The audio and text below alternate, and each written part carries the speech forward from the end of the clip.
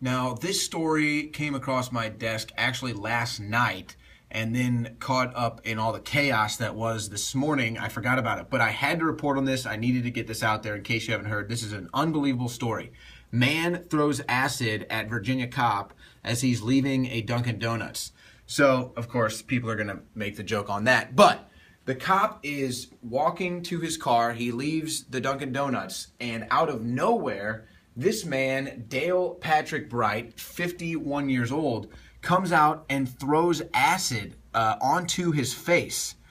You can see here, Virginia police officers suffered significant injuries when a man threw a caustic substance in his face. Now, I actually have a chemical scar. I actually got raw chlorine as a kid in my eye, and I couldn't see out of my eye for a whole day. It was one of the most painful things I've ever had. I can't imagine how it felt. He probably got it in both eyes, all over his face, all over his neck. He has chemical burns all over his eyes, face, and neck, on his hands too. I'm sure he was trying to wipe it. But somehow, this police officer still was able to track the suspect and get him arrested. How amazing is that? You want to talk about courage and bravery and just raw will. That's amazing. Now, I haven't seen the officer's name released. It's in Norfolk, Virginia. This is another story from Blue Lives Matter. Norfolk police sergeant was attacked Monday by Dale Bright, who threw the caustic substance in his eyes, face, and neck. So, now, of course, here's the other story. You can follow the Norfolk Police Department and you can see their tweets about it, and you can stay tuned to what happens. But of course, this to me is more of the true Obama legacy, which is the fomenting of tensions between police officers and civilians. Now, it's been racialized, so, we have to talk about people's race when we talk about this stuff, but it really shouldn't matter what your race is. It doesn't matter if you're black or white.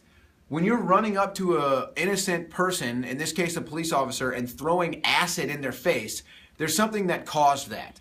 And it's the fomenting of tensions and hatred towards police that's happened by our own government, by our own media. We even had a picture that was anti-police that Republicans took down that's now been put back up thanks to the Black Caucus. So whatever you think about that, that's going on too. But the point here is this is more an example of the legacy that is the mainstream media and Barack Obama fomenting tensions between police and civilians, fomenting tensions between black people and police, black people and white people. But this is an amazing story. This officer is clearly the victim of a hate crime. They hate him because he's a police officer and because they've been told that, the police officers are everything that's wrong with this country. But unbelievable, that police officer, despite having, I don't know how he saw the guy. I'm telling you, I couldn't see out of my eye.